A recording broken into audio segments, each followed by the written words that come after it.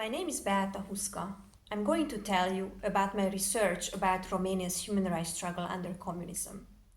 Imagine living in a place where simply speaking out could land you in jail, where forming a human rights group is unthinkable, and where fear is an everyday companion. This was the reality for many Romanians during the communist era. Unlike other Eastern European countries, Romania had no Helsinki Group or similar human rights organization during this time.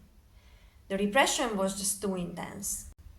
However, this didn't mean that the rest of the world was unaware of the human rights abuses happening there.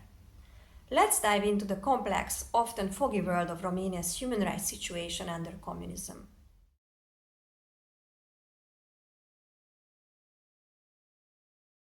In 1987, Amnesty International highlighted a grim reality.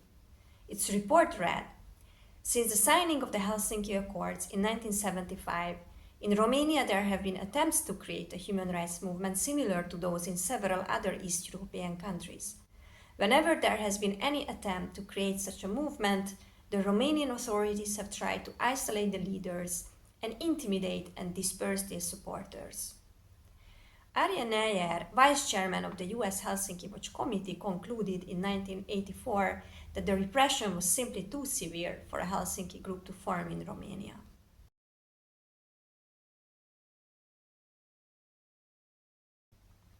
Despite this, human rights abuses were systematically documented and reported by various organizations from the late 1970s onwards.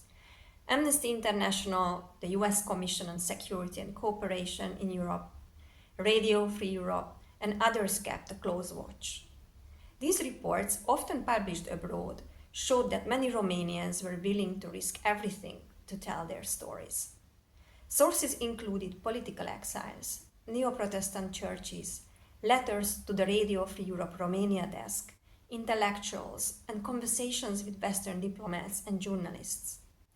At a 1985 congressional hearing, Amnesty's representative noted that much information came from family members via international phone calls, letters, and correspondence with relatives in the West.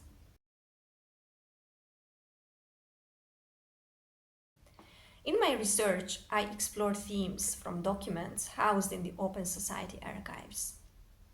A major challenge is verifying the accuracy of the information. Often it's impossible to know if what you are reading is true. Historian Cosmin Budeanca described this problem as seeing in a fog. You see something is there, but you don't see the limits of the object, cannot tell its size, exact shape, and what is it exactly that you are seeing. Human rights reporting at the time was sporadic and fragmented, sometimes spreading incomplete or even false information. Questions about how many people were killed by the Ceausescu regime or imprisoned for political reasons remain unanswered. Officially, there were no political prisoners. Prisoners of conscience were usually charged with common crimes or propaganda against the socialist state under Article 166 of the Criminal Code.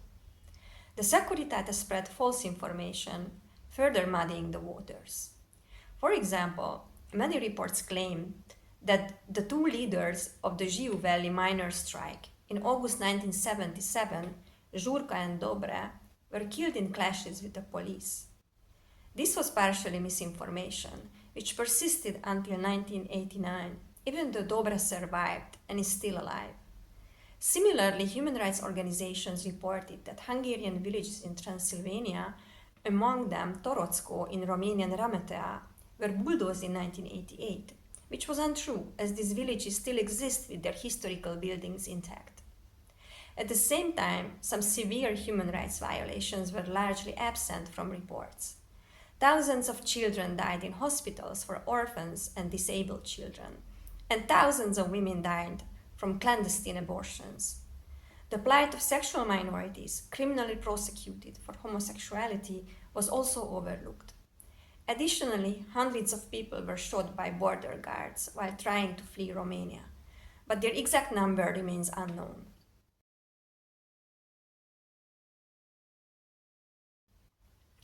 Romania's human rights struggles during communism present a complicated and often blurry picture. The repression was too severe for international human rights groups to form, but international organizations stepped in to document and report the abuses. Even though some information was inaccurate or incomplete, these efforts highlighted the courage of those who dared to speak out. As we continue to uncover truths of this dark period, we honor the resilience and bravery of those who fought for their rights against overwhelming odds.